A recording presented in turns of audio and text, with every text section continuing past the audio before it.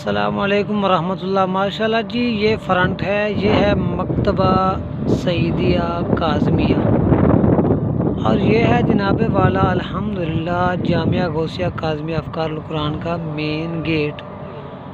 और ये जनाब वाला बाहर से सीढ़ी जा रही है ऊपर को, चूँकि हमारा लिल बनात का जो सिलसिला है दर्स निज़ामी का वो अल्हम्दुलिल्लाह दूसरी मंजिल पे होगा।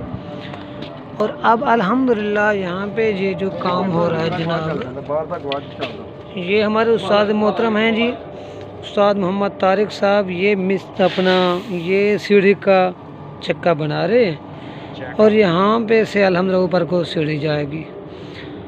अब ये वाला जो है ना मकतबे का अंदर का दरवाज़ा है और अल्हम्दुलिल्लाह उसके बाद अल्लाह रसूल के फजल व करम से ये जनाब वाला ये हमारे दर्स निज़ामी का जो हाल कमरा बनेगा 20 फुट लंबाई है अल्हम्दुलिल्लाह, 12 से 12.5 फुट चौड़ाई है। और उसके बाद अल्हम्दुलिल्लाह ये 2 कमरे हैं शोभा हिफ्ज़ो नाज़रा के अल्हम्दुलिल्लाह ये। और फिर उसके बाद है जनाब वाला ये कमरे का है अंदरूनी माहौल।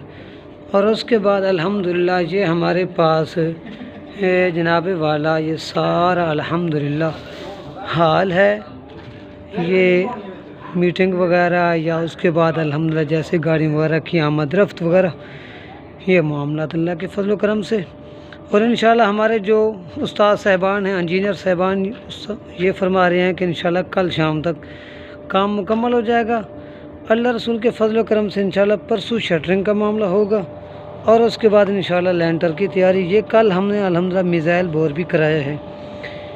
ये हमारे उस्ताद मोहतरम हैं जी, अल्हम्दुलिल्लाह बड़ी मेहनत से काम कर रहे हैं दीन का। दुआ फरमाए अल्लाह करीम इनके जवानी में इल्म अमल में भी बरकत नसीब फरमाए। देख के खुश हो जाएं जी, अल्लाह आपको बरकतें इससे नसीब फरमाए इंशाअल्लाह ताला। अस्सलामु अलैकुम वरहमतुल्लाह।